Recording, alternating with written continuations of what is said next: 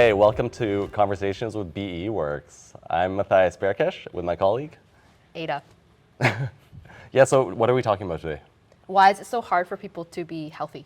Right, that's a super important conversation. Okay, so when I think about healthcare, I think about three things, right? So there's prevention, there's maintenance, and treatment. That's how I view it. So for the treatment aspect, the Fraser Institute puts out a report every year, okay, about how long Canadians are waiting between a referral from a general practitioner to when they actually get treatment. Okay, so any guesses for how long Canadians are waiting? Oh, it's probably scary high. Right. I want to say 8, 10 weeks. Is it So worse? 2022 was 27 weeks Wow. of waiting. And this is a lot higher than even 2019 pre-COVID. That was about 20 weeks of waiting. And there's disparities across the provinces. Ontario's not bad, it's about 20 weeks.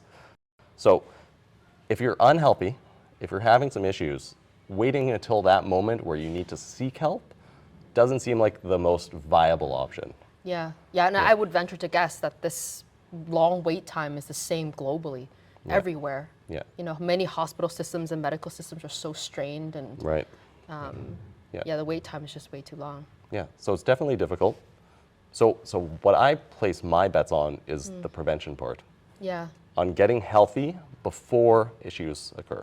Right, yeah. And you know, the tricky thing is that prevention is also very hard to achieve, not because of the delays in the hospital systems or the medical system, but you know, I saw a recent statistics online about, also in Canadians, but it's pretty much the same across you know, everyone around the world, that at New Year, 91% of people say that they want to get healthier, and they set all these resolution goals, and they have plans that they develop. And when you ask people again at the end of the year, we're looking at only 29% of people who say that they would have achieved just some of those 29%. goals. Just 29%, yeah. Yeah, so there's a huge disparity between what people want for themselves in terms of health and what's actually achieved. Yeah. So I'm curious, why do you think it's so hard?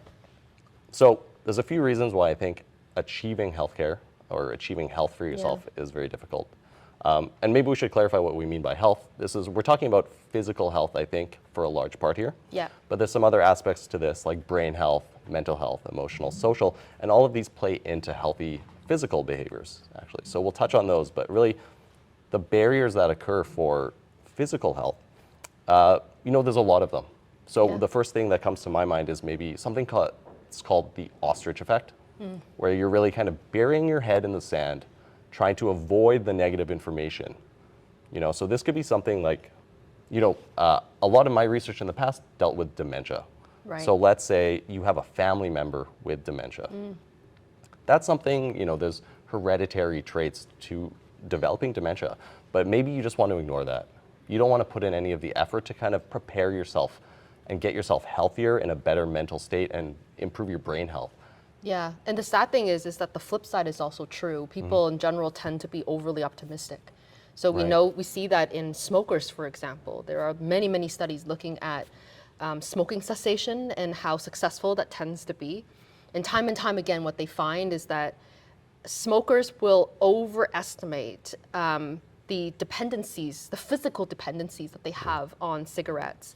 And they kind of put the emphasis on, well, I'm smoking just for enjoyment. Right. And that if I wanted to, I could stop this at any point I could, and they have this illusion of control that they could do it. But push comes to shove, when they really try to quit, people become very surprised by how much this physical dependency will hinder their ability to stop smoking. Right. And you know, I've heard it a lot from smokers that quitting's easy. They've done it multiple times. Multiple times, yeah. Right? So.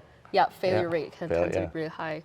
And that ties into some, you know, another common phenomenon, which is a planning fallacy.